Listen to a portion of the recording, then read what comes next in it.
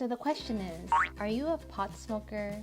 Do you enjoy smoking it recreationally, casually, or for medical purposes? Well, there was a recent large study that was conducted and published that I think that you may want to hear about because pot may be affecting your health, your emotional IQ, and even preventing you from becoming the most successful millionaire or successful entrepreneur or successful public speaker that you may want to become. But before I go over the study, let's start with a brilliant quote that I had come across that I think will set the stage for today. So the quote goes something like this: "Good health and good sense are two of life's greatest blessings." Written by Publilius Syrus. He, prior to becoming a well-known mime of his time throughout Italy and a philosopher, was actually a slave back in the Roman Empire. And because he was a brilliant thinker and a very witty person, he eventually got out of being a slave because he was smart, educated, a quick thinker, and his reenactments that gave his audience, including Caesar, some serious moral teachings that are currently still admired until today.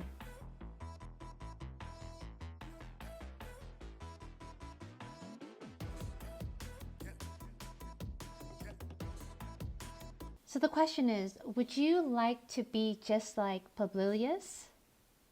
A very witty person and quick thinker who got himself out of slavery? So let's speculate a little bit more on his quote. Good health and good sense. What would that mean to you? If you don't have good sense, you would not be able to critically think. You can't analyze information and think from different viewpoints. And you would have a really hard time evaluating the consequences of your actions before acting. You would have a hard time actively listening and understanding what other people are saying to you. And not having a good sense can also jeopardize your empathy. Now, empathy is so important because empathy allows you to understand why others are feeling the way that they're feeling, and for you to be able to see from their point of view. And in recent days, you can see that the whole terminology of narcissism, I believe these people have a very difficult time being empathetic, which means that they have a very bad sense, quality decision-making skills. So in order to develop a good sense, you need to be able to reflect on your past experiences about why you made bad and good decisions. And then you need to be able to wonder about it enough to seek out help and to ask for feedback. And then you should be able to challenge your own beliefs as well as be open to the beliefs of others to gain a better understanding of your own perspective. And you will have to be able to divulge and to participate in very meaningful and complex conversations with others. And this is what it would take to have really good sense. And if you don't have good sense, how do you expect yourself to have the good knowledge to give yourself the gift of good health? So keep that in mind since we've dissected this quote, and you can use this information later on to self-reflect about the study that I had found if you're a consistent pot smoker or if you're thinking about becoming one. So let's talk about statistics now. According to a Gallup survey in 2023 and 2024, at least 15% of Americans were smoking pot. That was a little bit more than 2021 to 2022, which was about 14% of Americans. And then there was another poll or statistics back in 2024, which was the Harris poll that found that 4 in 10 Americans were using pot at least weekly or more often. Cannabis is actually used more often these days than drinking alcohol. So a lot of the times, People use pot to relax, to get some sleep, to reduce their anxiety, to manage pain, to control nausea and vomiting if you're having cancer, let's say, and overall just to improve sleep quality. And I know there's some strains of marijuana that some will say, like sativa, it opens up your mind and it makes you more creative.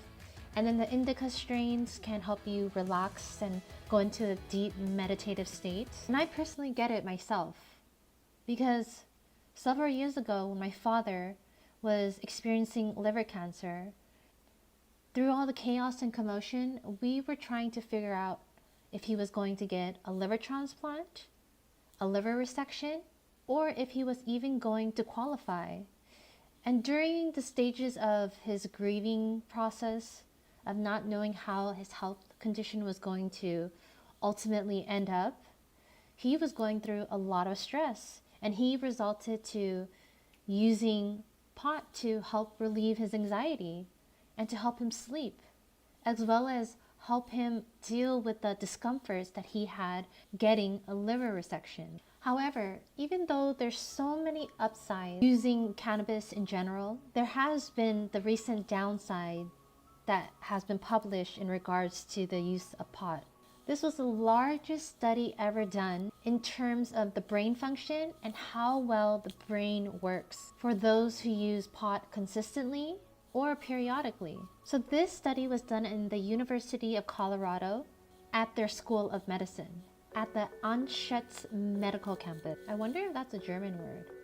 Anschutz. So this was the largest study to have been completed of its kind for the brain. So they used 1,000 young adults between the ages of 22 to 36. And they used a brain imaging technology such as an MRI scan.